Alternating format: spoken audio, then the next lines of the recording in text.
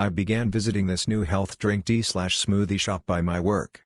I guess I misunderstood the menu and that I thought I was choosing nutrient boosts to add to my tea that I ordered, not knowing that those boosts were entirely different drinks that come as a smoothie. Those take longer to make than the tea, so each time he had given me my tea, I had taken it and left before he could make my smoothie. It's only one dude who works there and he finally stopped me today. I was so confused why I was getting 2 drinks and he was equally confused at the fact that I was confused why I was getting 2 drinks. He explained it to me and I realized what I had been doing. He tried to do the math and give me a cash refund for all the days I had left without picking up my other drink, but I just put it in his tip jar. TLDR, I'm an idiot. Edit, for those who are curious, this is not a Herbalife or other MLM shop. I'm very aware of Herbalife, so when I heard of a new health drink shop opening up I rolled my eyes. Did some research, talked to the owner, and can gladly say this is not one of those, party face. Edit, wow, I didn't expect this to blow up. Thank you to everyone who's enjoyed the story of my clueless self. I'm glad we can all laugh at something together during these rough times. So, this one dates back from years ago, when you would fill your income statement manually, like with a pen on a form. In those days, in my country, we didn't have a withholding tax system, but you would pay in year, say 2007, the taxes on your income of year 2006. Of course the form would come by mail pre-filled, with name and details, and also some quite accurate amounts, because the state knows already pretty well how much you make. My family name is a bit complex, being multi-part and with unusual letter clusters in the middle. Mistakes are understandable, but you would expect the Revenue Service to be exact on that matter. Unfortunately, they weren't. They kept misspelling it every year on the form, and on all the subsequent forms, tax statement, tax returns etc., they would mail me, despite my correcting it manually every year on my income statement. In black. Then in red. Then the following year with neon red Sharpies. Then 1 year later adding a sticky note. Then adding a whole letter. Then adding a letter and copies of my ID as proof. Etc. But they weren't budging. It was quite irritating, because the tax statement has to be shown on several occasions when you interact with the state administration or justice. Everybody would notice the discrepancy. Everyone was understanding that it was obviously a mistake from the Revenue Service, but it was still annoying on so many levels, the most basic of which being a matter of respect for my identity. After 10 or 12 years of them not taking notice of my notes and corrections, upon receiving a payment notice still misspelled, I went in person to my local Revenue Service office and asked to speak with someone about that issue. I made it very clear to the clerk that they were wrong. He was adamant that they were correct, like I wouldn't know my own name, and added, for good measure, that he couldn't change my name in their systems because he didn't have access to that blah blah. I was having none of it, so, cue malicious compliance. Me, so, you said you were positively, absolutely right, about my name spelling? Clerk. Me, I shall therefore stop paying my taxes. I am not the person on your forms. And there's no way you can come to me asking for the tax money, since the person on your forms doesn't live at that address, and in fact does not exist. Clerk, mouth is gaping, eyes are so wide open they're going to pop out. Me, but in case you need that tax money, you know how to write my actual name. And I left with a smirk. I actually did not pay the tax installment. In those days, you paid your taxes in 3 installments over the year. 2 weeks later, I got a reminder letter, without the 10% penalty normally owed for late payment, and with my name correctly spelled. Shouldn't have wasted so many Sharpies over the years. Edit, added the mention about the payment notice for clarity. I got singled out a lot as a kid because I was an easy target. Small, sensitive, nice, cried easily. I was such an easy target that even bully victims bullied me.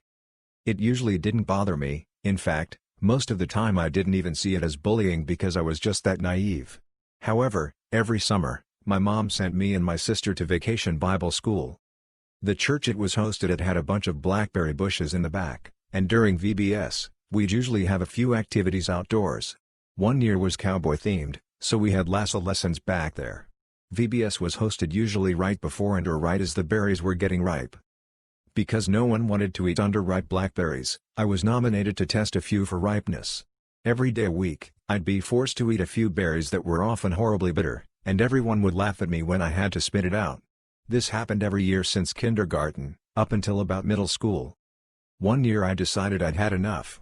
That year, the berries were taking their sweet, time to ripen, and by Friday they looked ripe. As usual, I was nominated to sample the berries. Mustering up every ounce of courage and effort I had, I popped one in my mouth. My eyes widened in delight. Wow! They're so sweet. I don't think they've ever been as good as this year. My stomach twisted as my throat convulsed. I wanted to spit onto the cement, the bitter taste still prominent on my tongue. No one noticed, as they had already pushed past me to get their own berries. I was already wiping my tongue on my sleeve as they plucked handfuls of berries. All at once, berries flew into mouths. All at once, berries were spat onto the sidewalk. A cacophony of tormented wails arose as they realized that no they weren't ripe. The berries weren't sweet at all. They tasted awful. I was laughing at them just as hard as they would laugh at me, but harder. As terrible as the berries tasted, they were indeed the sweetest I'd ever had, as they were sweetened with revenge. I have a close friend who is an executive director for a small state trade association. There is a national trade association for this same industry, but the two associations are independent of each other.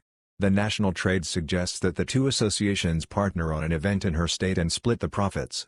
Executive director agrees. They spend months planning the event together. About a month after the event she receives a bill in the mail from the national trade. It seems they kept track of every phone call during the planning. They itemized all the planning sessions in 15-minute increments. Apparently, that is their minimum charge. Executive director was incredulous. She called the national trade demanding an explanation. Their response was that she should bill them for her time as well. Executive director replicates their bill in its entirety, including the hourly billing rate on the state trade's letterhead. Executive director includes a letter suggesting that, since their bills cancel each other out, it might be best for both of them to void the bills. The national trade never responded back, and executive director never paid their bill. She now refuses to partner with them on events. Edit: removed acronyms to comply with rule number 8. My daughter was the firstborn and I, being the witty guy I am, made a pact with the devil, my wife. She would tell me that my daughter's diaper needed changing and I would say that, I'll change the next one. When the next one came around, I would clarify, I meant the next baby. You're seeing where this is going. My son popped out 2 years later, to my surprise, who knew that sex led to kids, and my wife immediately reminded me of the next baby. Damn it. For the record, I did change my daughter's diapers and my son's. It was more of a running gag, also for the new dads, stand at the head of your daughter while changing her but at the feet of your son. You'll figure out why quickly and thank me. This didn't happen today, but quite recently anyways. I was at summer camp, and I felt a bit ill, so I told my friends that I'd stay inside for a while and rest some more. They know that I am chronically ill and, in addition to that, have extremely low blood pressure and am therefore often dizzy, so they told the camp counselors that I wouldn't be coming to the morning activities. It was a really warm day, and I was feeling quite tired, so I went to lie down in the coolest part of the room, under the bed. We had a nice laminate floor that was nice and cold to the touch. Now comes into play an important detail. Each room had 3 beds, all on different walls. However, in our room, 2 of the beds had been pushed together so that they were right next to each other. My bed was the one against the wall, and my friend's bed was in front of it. This, in addition to the fact that my roommate stored clothes under her bed, meant that you couldn't see me when I was under the bed. I fell asleep. Sometime in the afternoon, my roommates came back in, expecting to see me. They look around in our room and check the main building. I am nowhere to be found. They're a bit worried at this point, so they tell the counselors. And the search begins.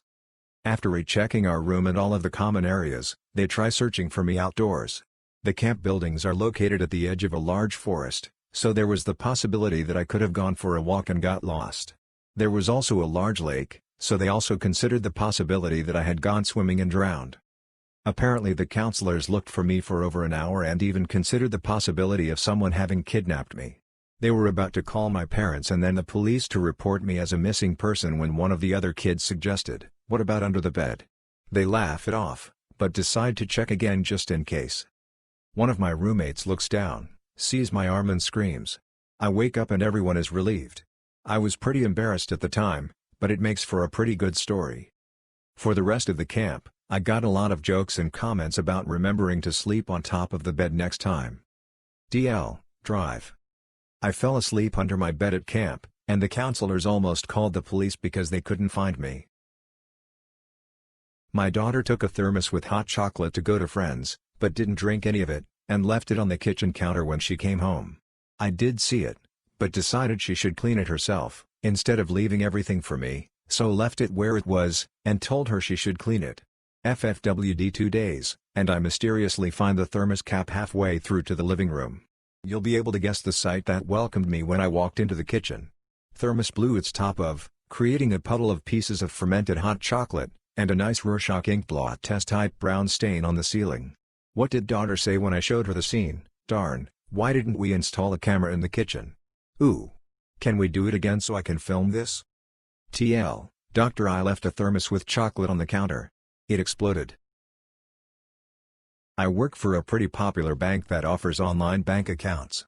I love my job, but this is customer service, so you're bound to get Karen. Sorry for formatting, I'm on mobile. DLDR at the bottom. So Karen called in because her IRS tax payment check bounced due to NSF. She had a line of credit on her account, but it wasn't enough to cover the charge, so her check rejected and she got a fee. Karen, why did you reject my check? I have plenty of money in my accounts. Me, well, there weren't funds available in the checking account and we can't just pull money from your other accounts without your permission. Karen, I've been with this bank for 25 years and I do not deserve this. I have 10,000 in your bank, etc., etc. Me, well, I'm sorry you feel that way, but if we pulled money from your other accounts on every overdraft, someone could clean out everything with one check and be done with it. Karen, I don't care. That was my tax payment. Me, muted so Karen doesn't hear. If it was so important, why didn't you make sure there was money in there? Me, I'm sorry, but we cannot force a check through and overdraft your account more than what is already allowed. Karen, well then I will close my accounts and take my 10K elsewhere. Me, realizing we won't have to deal with her, well, if you feel that way we won't force you to stay here. Have a great night. The level of entitlement this Karen had was astounding. DLDR, Karen wrote a check to the IRS, yelled at me because she couldn't be bothered to make sure there were funds available to cover it. First post here, I think this fits. My 9-year-old is trying to be stubborn and argue everything tonight. She's in an irritable mood. Because of this, she ended up saying that she loves her carnivorous plants the same as she loves me, and she's too cross to backtrack. She maintained that in a fire she would not be able to choose which of us to save. So I told her that in that case, her plant can take her upstairs to brush teeth and she won't be afraid by herself because her plant will be there. I told her she can take her plant to bed and she won't need me to cuddle with her or read to her or turn out the lights because her plant can do it. So she's either going to have to admit that I'm worth more to her than her plant, or I'm going to get to just lie on the couch reading while she puts herself to bed. Plant tax. I'm 1 year postpartum and back down to almost pre-baby weight. I'm 5'7" and 130 pounds. Before I got pregnant I was 120 and personally thought I was too thin. I'm happy with the extra 10 pounds I have. Some of my overweight family has insisted I've starved myself back down to being thin because you can't possibly look like that only a year after having a baby. My response has always been, you're right, I've had to work for it, because let's be real, it doesn't just come off by itself. That, and I gained 80 pounds while pregnant. I hear a lot of shock when I say I have a 1-year-old child and a lot of wow, you don't look like you have a kid, thanks, but what am I supposed to look like? And my personal favorite, because my son is huge, 2'8" and 24 pounds, he couldn't have possibly came out of you. I guess responding with well, he didn't come out of the chute was the wrong answer, because I get hit with you're so tiny, no wonder you had to have a C-section, like my small frame must have failed me. Anyone else relate? It's like you have a child and it's more normal and acceptable to be overweight. I'm a courtroom assistant in a Southeast Asian country. I'd rather not get much further than that on identifying information. We do both security and practical assistance like moving displays, escorting juries, and some ceremonial stuff as well. This was the sentencing of an evil flip on several high crime offenses, similar to what a capital offense may be in America. Here high crime is the level above criminal offense, or felony for the rest of the world. He stalked, kidnapped, raped, and murdered a locally famous and growing pop artist who was pregnant. He was charged with stalking, high crime kidnapping, high crime rape, high crime murder, high crime fetal homicide, and a bunch of other stuff. Evil Flip, as he will be referred to from here on out, was on suicide precautions as he made threats against his own life in prison, so he was in spiffy paper clothes. We were well into victim impact statements. The victim had a large family and there were something like 35 individuals addressing the court. We're something like 28 statements into it. Next up was Granddad.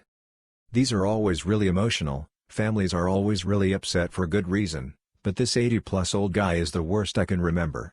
He was crying, breathing heavily, shaking, the entire sentencing. He was called to make his statement, starts walking up, about past the counsel table. He then turns, tackles the attorneys and evil flip. He didn't get much in on the evil flip, maybe a kick and 2 punches before 15 of us pile up on him. He was taken into custody, and it quickly became apparent that evil flip got what was coming. Evil flip is screaming and gagging for about 20 seconds, then he starts convulsing, came back in about 2 minutes choking/gagging, really bad. We put him on his side and get an ambulance on the way. The rest of the gallery was evacuated and court went into recess. By time the ambulance arrives he's not breathing, only twitching and has no pulse. They do CPR, take him out to the hospital. He was revived and died later that day. Coroner's report said his brainstem was damaged, his skull was broken, and brain herniated through break in his skull. The granddad was interviewed by national police who have jurisdiction of courts. He said that he'd been planning that for days, he felt no remorse, said if he had time he would have killed the attorneys too. It also came out that the granddad was in my country's mob back in the day, had 40 years in prison prior for drowning someone in petrol and lighting their corpse on fire. He was suspected but not confirmed to be involved in several other high-profile murders. He was charged with murder, conspiracy, contempt of court, and 2x simple battery for the attorneys. He was found not guilty of everything except contempt of court, to which he was originally sentenced to 4 years but it was reduced to terminal probation with home confinement due to his health. For starters, I'm 18 and just graduated. My family is military so I won't get a job until our last move, which is thankfully this next one. My brother is 17, and can be a real jerk. He's super picky about everything, from food, his French fries cannot touch his burger, to his room, coming in a bit. We thought he was on the spectrum and got him tested but he wasn't even close. Which is strange, right? Anyways, in order to earn my keep at home as an adult with no job, I clean the house, sometimes make dinner, etc. My brother, however, has always told me not to touch his things. When I first vacuumed his floor I had to move so many things just to see it. He got upset and went to our mom who told me to not touch his things if he doesn't want me to. Cue malicious compliance. It's his choice to have a dirty floor, right? And he doesn't want me to touch everything that covers it? Fine. This whole quarantine I haven't cleaned his room one. Just yesterday my mom asked me to clean it. Because I follow the rules I told I couldn't. He doesn't want me to touch his things. Fine, clean it yourself. Edit, my parents aren't the problem. So sorry, forgot to specify that they told me to either clean what I could or don't do it, it's not worth the fight. My mom actually told him to clean his floors. My parents are not the problem. Obligatory this happened yesterday message. Well, yesterday as I was taking a nap with my 2-year-old son my house caught on fire. Luckily my wife was working from home and noticed the smoke in the backyard since none of the smoke came into the house yet. In my daze from just waking up I immediately reacted to try to put it out. So I hand my son to my wife and tell them to get out of the house while I grab a fire extinguisher and a ladder to try and put the fire out. I ran over to the swamp cooler and doused it with the fire extinguisher and grabbed a hose because smoke was coming from the vent off the attic. I tried everything I could to save my house but it wasn't enough. As I ran around trying to save the house from burning down I didn't notice that the roof was burning hot and the skin was blistering off. I ended up in the hospital getting the dead skin peeled off of my feet and they had to use a scrubby brush to get the asphalt from the roof out of the wounds. To top it all off, the ER didn't send me home with any pain medication either. Now all I have to show for it is huge second-degree burns on my feet which are preventing me from walking and some smoke inhalation. To sum up, 2020 can't end soon enough. TLDR, got second-degree burns on my feet while trying to play fireman and my house is still destroyed. I'm sure by the title some of you may know where this is going. But it's short and sweet and it definitely made me chuckle. Quick backstory, SIS support for large medical supplier. We have a known issue on the website with item searches turning up blank results. The workaround, until the devs feel like figuring it out, is to clear the cache. A nurse calls encountering the aforementioned issue. I remote in and am trying to clear her cache but for some reason their internal IT has it blocked. While I am on the phone with her she calls their IT help desk on a different phone and has us on speaker together. I start telling him what needs to done, etc. I'm trying to do this while the nurse is also, unnecessarily, trying to explain what she needs to do. Then it happens. Me, blah blah blah, clearing the cache will allow her to search again, yada yada yada. Nurse, she just needs you to clear the money. Me, lets out a very slight chuckle as I try not to literally LOL. Other tech, pure silence because either he didn't hear it or, as I like to imagine, he was having the same reaction as me. So that's it for my morning so far. Fingers crossed nothing too annoying happens today. Have a good day everyone, smile. This story haunts me to my core. So a few years ago, while he was in the midst of a messy divorce, my uncle killed himself. He left behind his teenage son Jay, who unfortunately was the person who found his body. My extended family on that side has a group chat on WhatsApp, with about 24 people in it. The chat is constantly blowing up with people sharing personal news headlines, memes, etc. It's a bit of an incessant annoyance, so I have it muted and will just check it every couple of days. Usually I just skim through the nonsense memes to see if anything important has been shared. With so many people, it's regularly someone's birthday, anniversary, saint's name day, etc., so I try to keep up, but sometimes when I notice people sending congratulatory messages to someone I will just throw in a generic congratulations. Love you and thinking of you. Generic lovey/happy emojis. On one recent day, I noticed people sending Jay some loving messages and emojis, so I threw in a generic happy congratulations message. My mom texted me privately soon after saying that it's not Jay's birthday, but that he was reminding the group that it's the anniversary of his father's suicide and people were sending their love. I felt super awkward and guilty and kind of panicked. However, I noticed a couple other relatives had chatted the same things to Jay. They must also practice the inattentive skimming method. It wasn't a huge deal, people clarified and wished their best, and Jay seemed to have a good sense of humor about it. Then comes me. I too text something warm in the chat about keeping my uncle in our memories and wishing Jay the best. I apologize for my dumbass birthday text and include an emoji with a squirt gun pointing at it in a flip me/facepalm/I'm an idiot kind of way.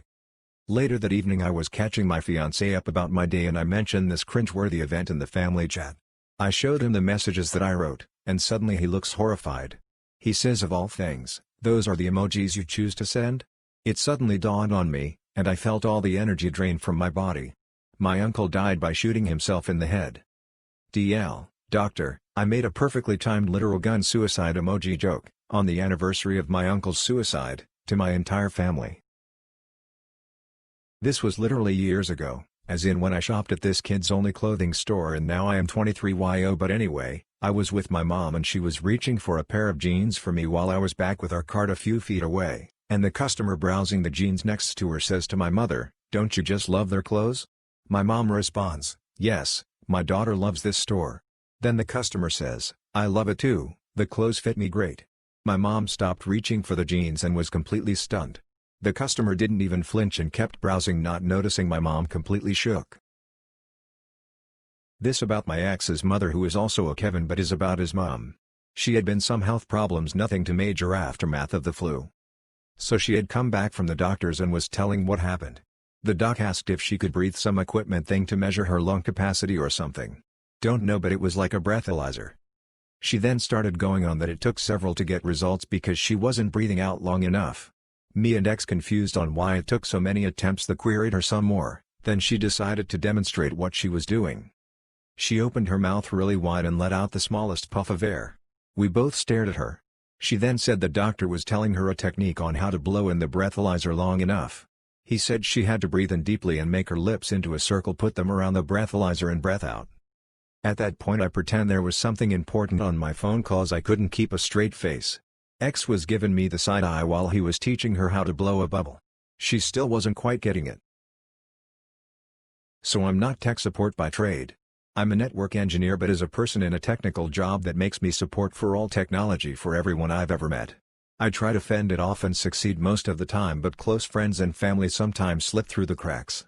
This happened last weekend and made me think of this sub. A friend of mine was coming over to hang out and asked if she could bring her laptop. Her college needed her to be on camera for the entirety of her final and she tried to test her camera and it wouldn't turn on. To her credit, she tried a bunch of things including factory reset. None of this worked. I assumed it was a faulty driver and all I would need to do was download a new driver and call it good. A half hour into the laptop telling me the camera is unavailable and me trying to figure out why the drivers aren't showing up on the device manager, I decide to check the BIOS. Of course she doesn't know what key boots to buy as I start mashing the usual suspects. On my second attempt I look at the keys and see a blue camera icon under the F8 key. At this point I give up on BIOS and literally, physically facepalm. Of course the laptop has function keys to shut off hardware. Because why wouldn't it? So after booting into Windows and hitting function plus F8 I open the webcam manager and show her it works. I then proceeded to show her everything that the function keys can shut off in case she runs into a similar problem again. Now my shame is public and I accept the ridicule. When I was 10 my cousin and I were playing outside. I was a chubbier boy at the time but I was feeling confident and decided to chill outside without my shirt on while we were playing. It was a hot summer day after all. Well, the kids next door saw and they called me a fatty and were pointing and laughing. This hurt my feelings so I went inside and put on a shirt. Well, the kids had gone inside for a bit and I knew they were the typical kind who like to toss a ball around like I've seen them before. I had a tennis ball and peed all over it for a good 30 seconds. After it was drenched I left it out in the sun in the alley where they were playing. They had finally come back outside and I was watching them, and my calculations were correct and they picked it up and started playing catch with it. Needless to say I felt good with my biological attack. TLDR, I got called fat and peed on a ball for the neighbor kids to play catch with. Hey everybody. I'm very excited to be able to share this story with you today. A few hours ago, I grabbed my bag and mask and ran to the grocery store for the food I'd need for the week.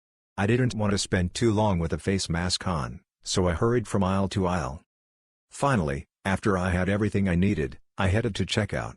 Everything was going smoothly until the cashier made her way to the burger patties I grabbed. She searched the package, but couldn't find a barcode. She called over to the woman working at customer service that she needed assistance finding the price of an item. The customer service attendant was in the middle of reprimanding another employee when the cashier called over to her. The exchange went like this. Cashier, Mary? I have an item here that doesn't have a barcode. Could you come over? Attendant, sighs, I'm busy. Don't worry about it. She waved her hand dismissively and went back to what she was doing. Cashier, with a smile spreading across her face, you don't want me to worry about it? Like, at all? Attendant, rolling her eyes, yes. Do whatever. The cashier turned to look at me, malicious compliance in her eyes. She shrugged and placed the hamburger patties into the bag. I gave her a look of worry, not sure if it was okay. She laughed and said, hey, she said to not worry about it. You're all good. And that is my first malicious compliance story. I really want to thank that cashier for being incredibly kind. I was having a really rough day, and this encounter really helped pick me up. Smile. We were in a well-known donut chain store the other day in a state literally right next to one of the biggest outbreaks in the US initially and which currently has a mandatory mask in all public spaces order, when a group of 3 unmasked young men asked for the manager. They then laid out the line that they were spreading the word of God door to door and were hungry, but had no money and wondered what free food they could get, all the while ignoring social distancing with other customers in a busy AF store. I know it had nothing to do with me, but I was irritated when the manager gave them a dozen donuts and some drinks. Like, sorry, but I have to pay for my food, and their job is literally to harass people in their homes and they are doing it during a pandemic, unmasked / and they get rewarded with free food? WTF? If I were the manager, I'd have thrown their asses out. So I left my apartment during shutdown and a little bit after, basically from March until a few days ago. During this time my roommate was there all by herself, I presume. Anyway, she told me she was moving out a couple days ago, so I figured it'd be safe for me to move back in, and when I walked in the door I found the place an absolute mess. There was a resin-type substance stuck onto our coffee table, which the apartment complex will charge us for, and pink stains all over the carpet. I have no clue what she had done, but I was not able to get any of the stains off the carpet or the resin off the table. She also didn't claim any of this damage on the damage claim paper, meaning I have to pay half for all of those damages. On top of that, throughout the year she had screamed at me for moving her clothes to on top of the dryer since she'd left them in the dryer for a week, and she never took the trash out or wiped things down. Worst experience I've ever had. Edited for grammar. Long-time lurker, on mobile, so please excuse my errors. I work in a small insurance company. I am the only IT support for Windows in my office. I have created multiple spreadsheets in Excel which even some Microsoft professionals have said are nearly impossible. Think database-style program in a spreadsheet. Mind you, I am self-taught out of self-defense. I had to learn all this to assist my bosses with running the business. This particular tale involves an Oracle database connection to one of our main programs. The boss I work directly for, D for short, has her perfect baby, Jimmy, working as lead sales. Jimmy: "Hey op, I need a report from XYZ system in Excel, can you work your magic?" Me: "Sure, give me 25 minutes to modify a different access database to get that." 15 minutes later. Me: "Hey Jimmy, is this what you were wanting?" Jimmy: "Yeah, but the amount is missing for this column, showing that the employee is entitled to the max amount." Me: "If this is a core benefit, employer-paid life insurance is, we don't keep track of the max in XYZ program. They would need to refer to their plan documents." Jimmy: "Can't you just, program it so it puts that amount in?" Me: "Sure, for this group I can. 15 minutes and you can run funname.act and get you report." 2 hours later. D: "Op, can you come to my office please?" I arrive to find D and Jimmy waiting for me. Jimmy: "Op, the program you wrote is wrong." Me: "Sorry, what is wrong? I will gladly fix it." Jimmy: "I told you I wanted the max amount in this column." I run the database from D's computer. Me: "It is putting the max in for everyone. What is the issue?" Jimmy starts the database and runs it using a different client than previously communicated. Jimmy: "See, it is putting in the wrong amount." D looks. D: "I was in on the emails and he made it clear we need the max amounts for each employee." Me: "Yes, and I did explain we don't track that in XYZ program. I hard-coded the amount for client A. He is running it for client C." Jimmy: "Can't you get anything right? Just fix it." Me: "Okay, but since we have over 200 clients, it will take me about 8 hours, and every time you Jimmy change the max for a company it will take an additional 30 to 45 minutes. D: "I think Op has better things to do. The employee can look in their plan documents. Op, go back to your desk, I think you have work to do." And people wonder why I hate my job. Obligatory. This didn't happen today, but a couple years ago when I was 17, still young and naive. L was working as a receptionist at a campsite that primarily saw scouting groups. I'd recently shaved my head and was loving it, because it's so much easier than long hair. Obviously, as a woman, I'd had a few compliments/positive comments myself and it had made me feel much more confident about it. So I was determined to spread the cheer. It just so happened on this day, 2 female scout leaders came in to check their group and one had a shaved hair. It looked great, so I smiled winningly, pointed at my head, pointed at her head, and said what a great haircut. I expected her to smile back or joke with me, instead her expression drops and she says in a deadpan voice, "I have cancer." I was immediately flustered and apologized. She was fine, I think, I hope, but the memory has haunted me since. DL, doctor, I complimented a woman with a shaved head on her choice of haircut and it turned out she had cancer. I work at a small-town coffee shop that has managed to adapt and stay busy during COVID-19 by utilizing a window for walk-up service. A regular problematic customer, let's call him TJ, is a typical middle-aged man riddled with toxic masculinity. He often makes female employees and customers uncomfortable with his comments. Lately he's been around a lot, being typical TJ. Today he came to our window and ordered a coffee. Cool, nothing out of the ordinary. A co-worker asked him if he would like to tip via our Square register. We normally don't verbally ask customers, but with the current pandemic we are not allowing customers to touch our iPad system. He proceeded to tell her to put 100, and reassured them he wanted to tip that much because he appreciates our hard work and effort and wants to chip in since our business has been a bit slower. Okay, I gave him that and almost have a change of heart about DJ. We both outwardly thank him and he goes on his way.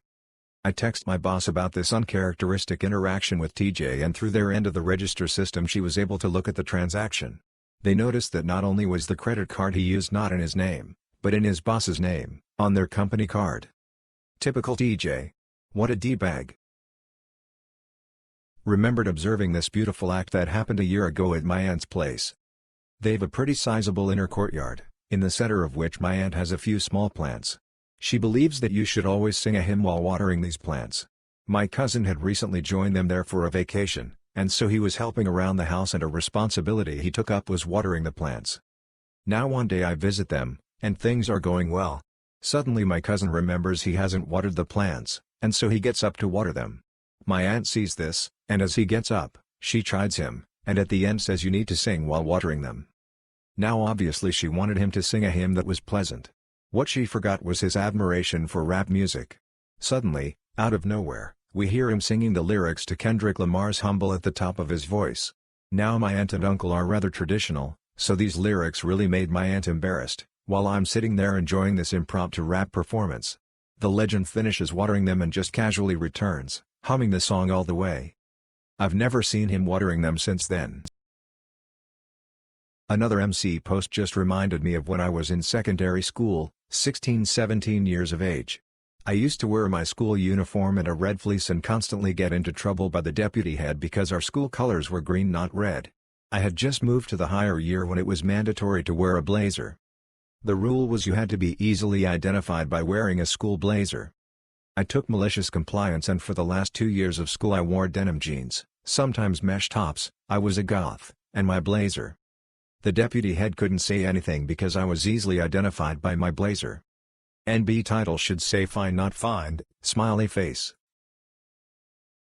So the Transformers animation thread yesterday reminded me of this one I submitted to /r/non-murder mysteries a few months ago, but I wanted to repost it here since that sub is a lot smaller. So for the past few months I've gotten into Masters of the Universe /He-Man. As a toy collector I've never heard of this particular figure before until earlier this year, and I think it's hilarious. The absolute most in-depth write-up about all of this is on the Battle Ram blog and I'm mostly compiling the bare bits into one little self-post here. It goes way more into detail than I ever could on here, so if you're at all interested, go check it out. Here is a great blog post with someone's brother detailing his memory of getting the figure as a kid, along with the original buy 3, get 1 free advertisements. Back when Moto started out, there was a promotion for a buy 3, get 1 free mail-in deal where you'd send in your proofs of purchase and you could select a franchise to get a new toy mailed to you. This happened in 1983. What some people got from this mail-in promotion was a brown-haired He-Man repaint with maroon weapons and black armor, packaged in a plain plastic baggie instead of any kind of blister pack box with a proper name for this toy. Allegedly most people became aware of the figure's existence in the 1990s, when eBay started becoming a thing. People were confused by this figure and nobody was able to figure out where it came from, or what it was even called. The most prevalent fan theory for the longest time, and where the figure gets its name, is because of a Wonder Bread promotion that Mattel was doing. The promotion, in 1986, was for trading cards instead of figures, but because this was the 90s, information was hard to get a hold of. So from what people have gathered, the most probable source for the toy was the mail-in promotion.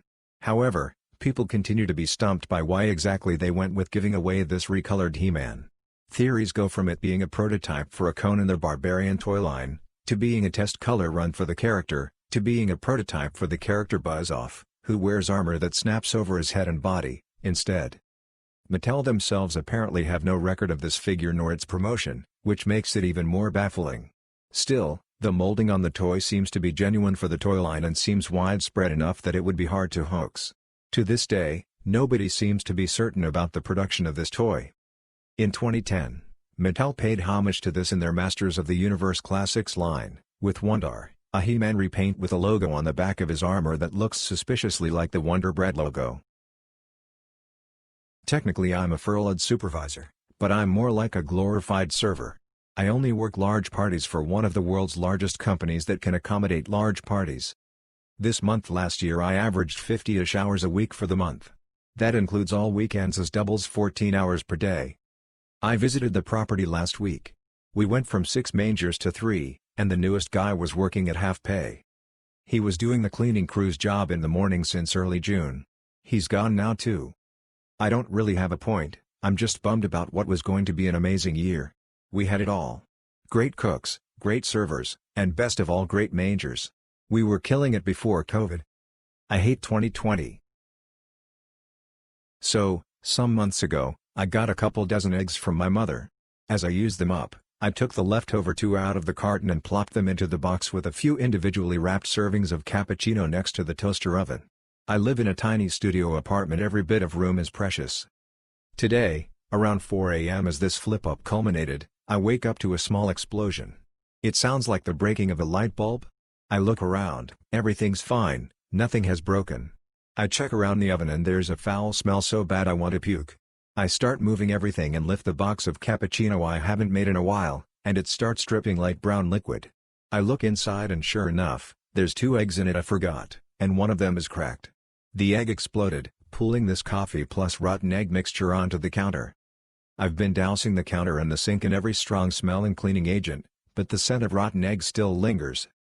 TL, doctor left an egg at room temperature for a few months and it exploded, stinking up my whole place. Original post. First of all, thank you to everyone who responded with kind, reassuring words.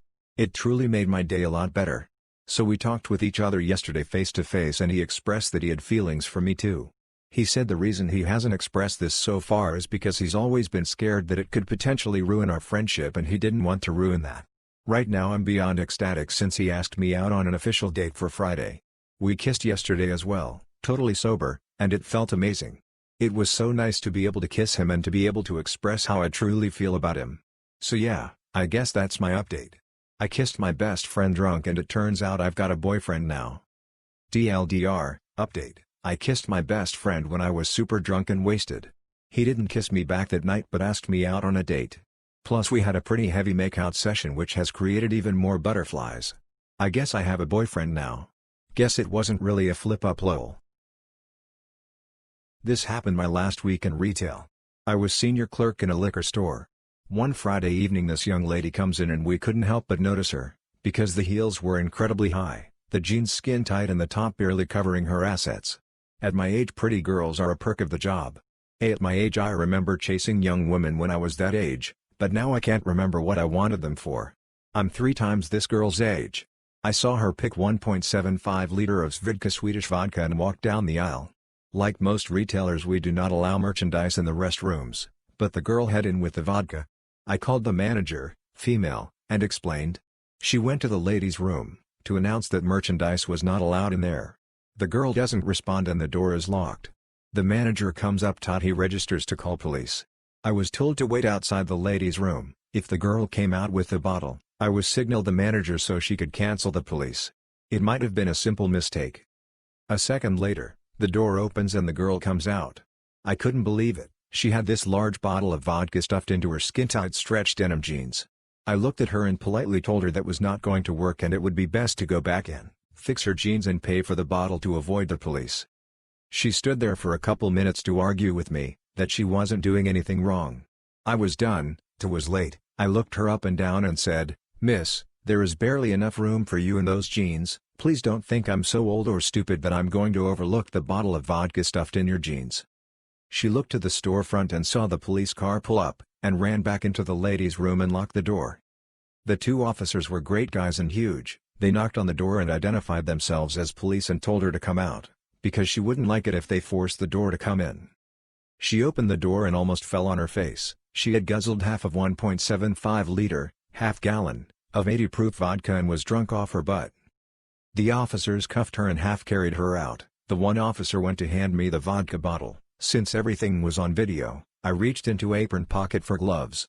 The cop looked at me and I said, "I know where it's been, I ain't touching that bottle without gloves."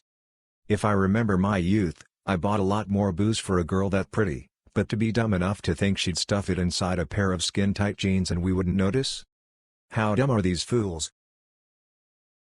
First time posting, currently a EMS dispatcher for a private ambulance company for 3 years now. We take some calls. However, they're usually seizures, psych, and falls. This one? Probably should have been psych, but unfortunately she wasn't the patient. This call happened in my first year, while I was pretty fresh and didn't understand the power of controlling a call. And #X200B.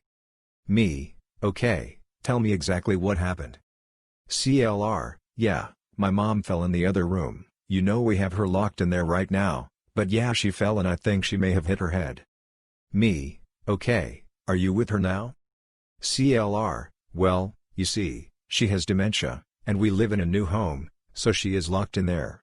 You see, we can't have her wandering because of the bears that are around here. Me, have you gone to check on her yet? CLR, no, I can't unlock her door because she will get out and the bears will get her. Me, can you please go check on the patient? CLR, yeah, I think she might have hit her head. It sounded like she hit the end table. That's what woke me up. But even our big dog, insert large dog brand, is afraid to go outside because there are bears here at this new house. Please send the ambulance, but make sure they get in and out quick because the bears will get them.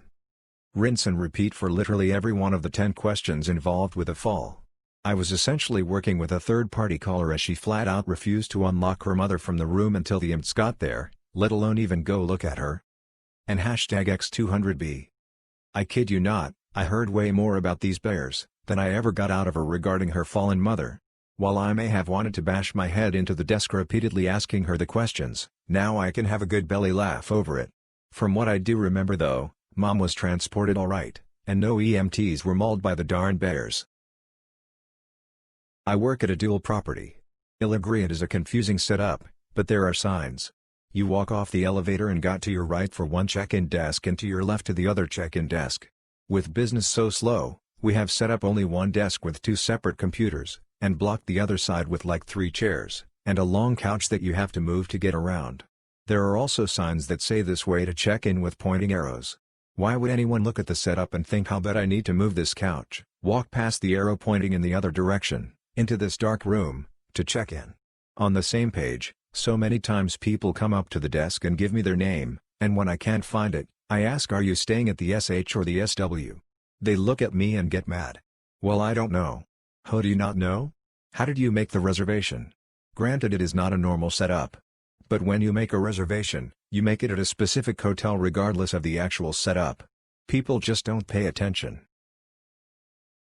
It was 8:10 p.m. last night. We closed 10 minutes ago. I started vacuuming in the section he was in, when the vacuum jams. At this point, I'm maybe 5 to 6 feet away from their table, so what I do is turn away from them, aim the vacuum towards the floor, and shake the vacuum a few times to unjam it, and turn it back on. Lo and behold, it unjams, but shot out a bunch of dirt.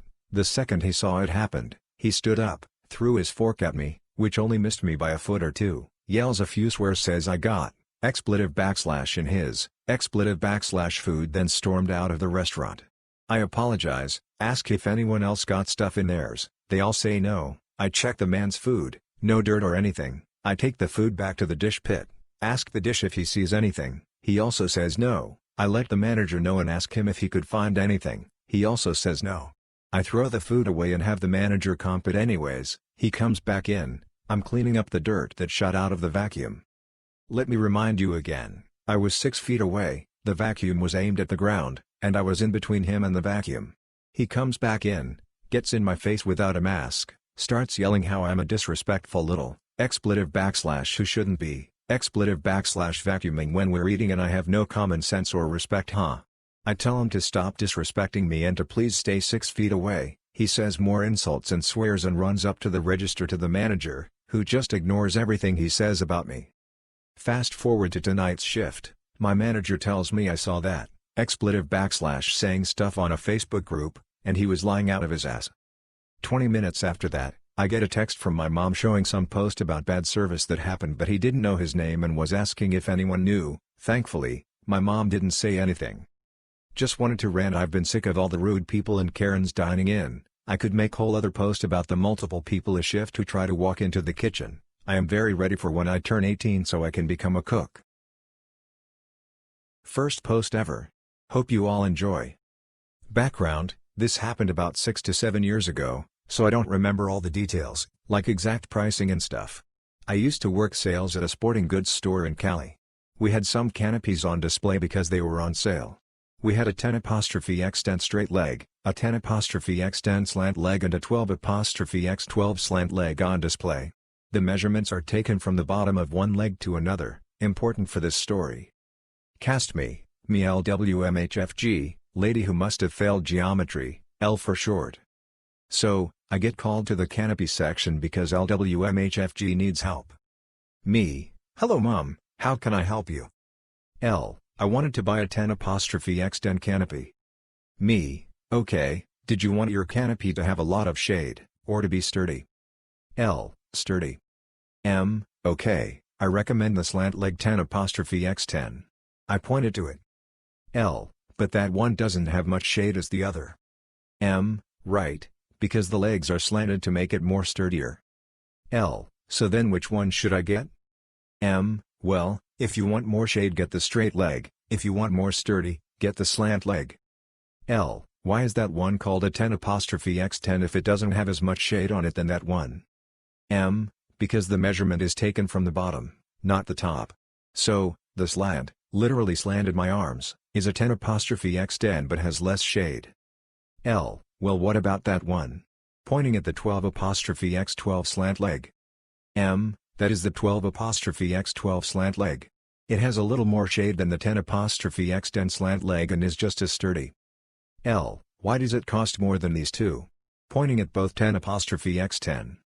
M. Well because it is bigger due to the bigger base, which gives you more shade as well. L. Okay, so which one do you think I should get? M. Again, it depends on if you want something more sturdy, or more shade. L. I want a 10'X10.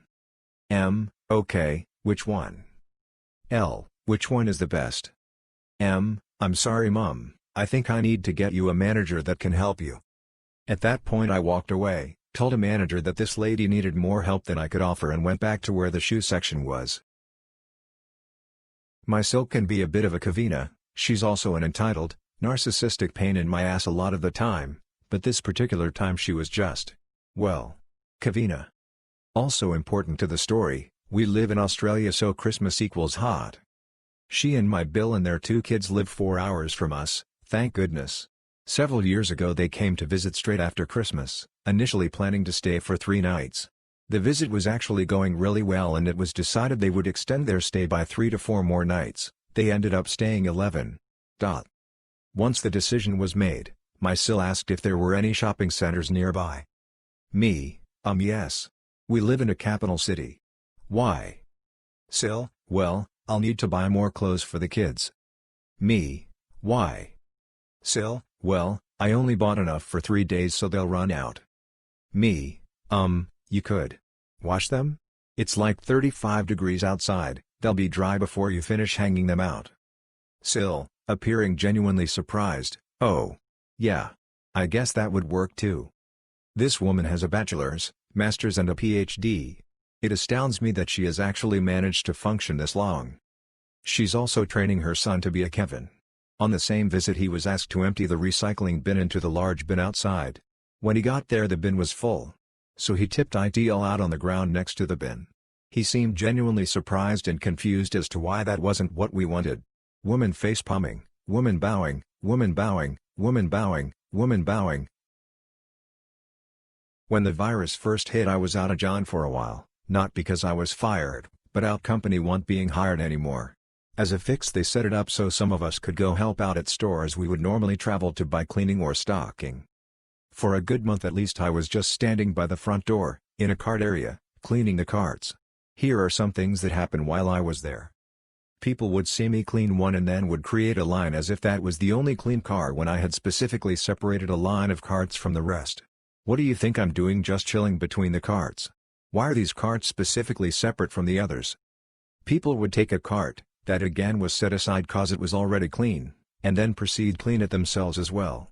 If they are going to do that why am I even here?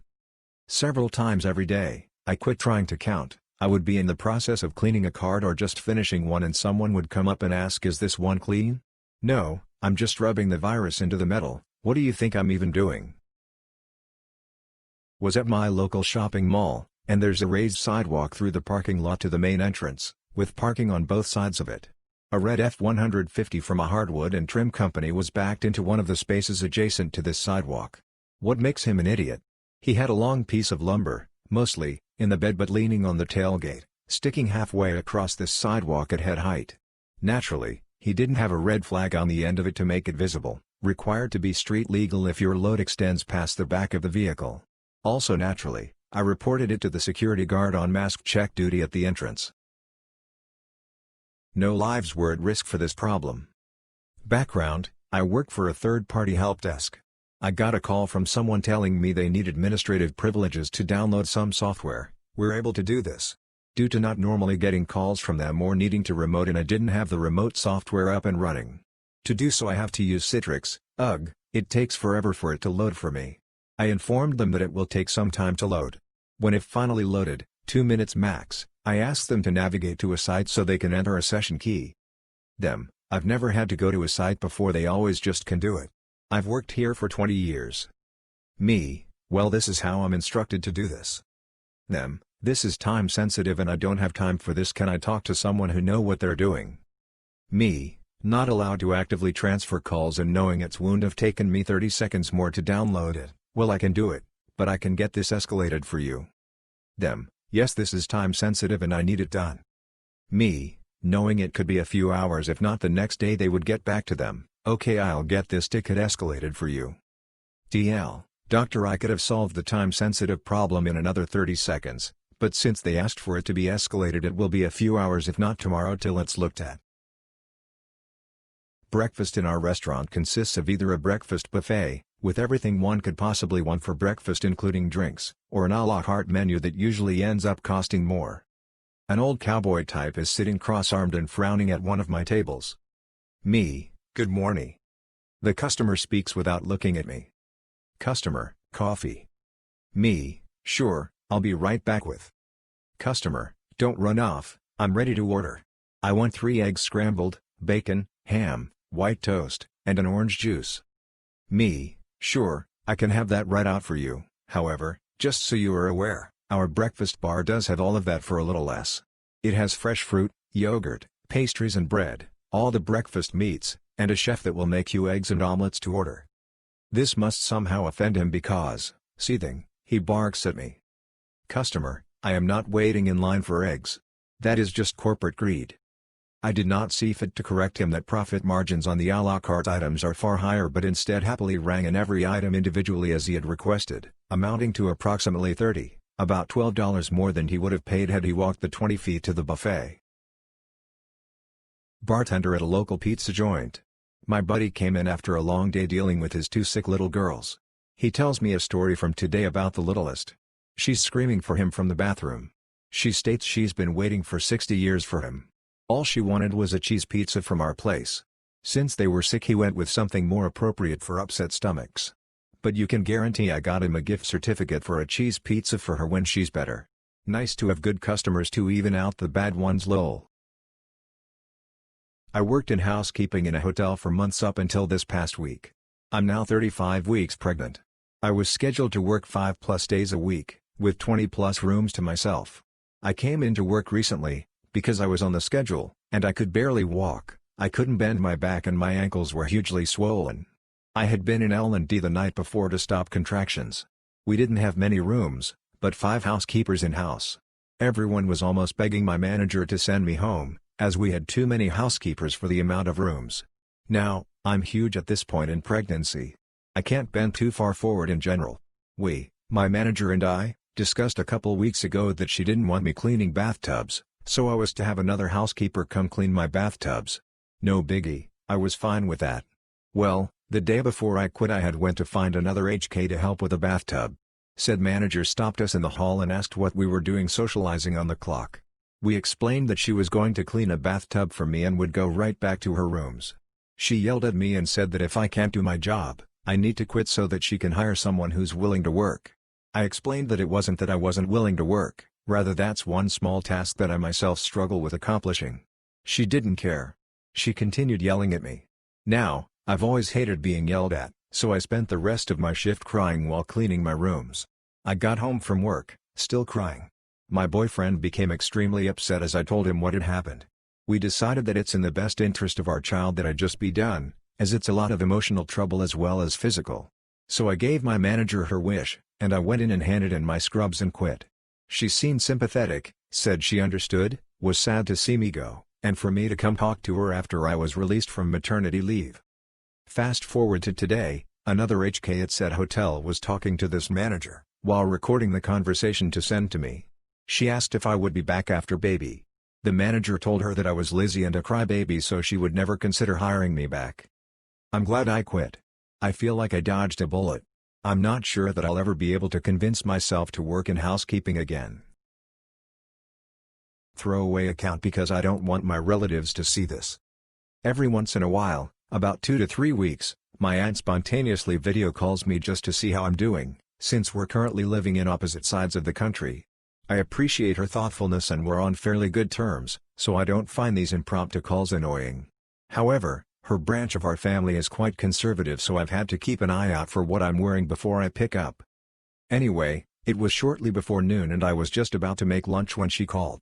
I was wearing a fairly short, mid-thigh, burgundy skater skirt but paired it with a sleeved gray top, so I went the lazy route by propping up my phone against a roll of paper towels in the kitchen, keeping my lower half out of view.